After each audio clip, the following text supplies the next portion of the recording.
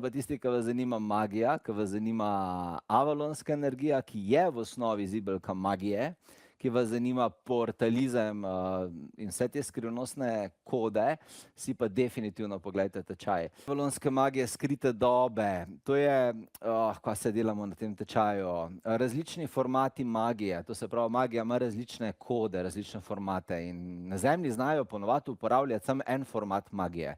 In ko pride magija v drugih oblikah, je ljudje niti ne prepoznajo. In potem mislijo, da gre za srečno ali pa nesrečno naključja in potem je ne znajo formatov brati. Veš, tako kot imaš PDF format, imaš tudi JPG format, pa Word, Excel format, pa veš te različne formate teh na računalniku. In rabiš potem različne programe, da jih odpreš. PNG, a veš, format in tako dalje.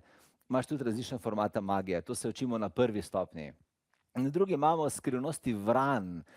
Vrane so vratarji avalonske modrosti in šepetajo, vrane so šepetalci, zato jih je tudi toliko.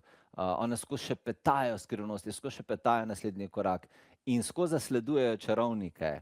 Tisti, ki vrane videvate, imate čarovniški DNK, ki ga vrane slišijo v vas. Organi magije v fizičnem telesu.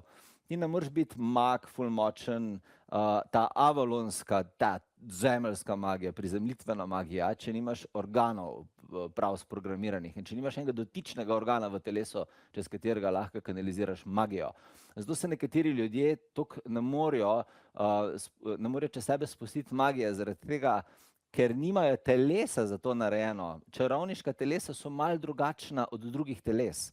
Je noter ena posebna snov v telesu, čez katero se prevaja portalistična energija. To je na primer ena tretja stopnja. Četrta, izbrisani modri magiji in skrivnosti inkviziciji. Tukaj bomo šli čez zgodovino in bomo odred modrih magov spoznali. To so magi, kateri so najbolj preganjali.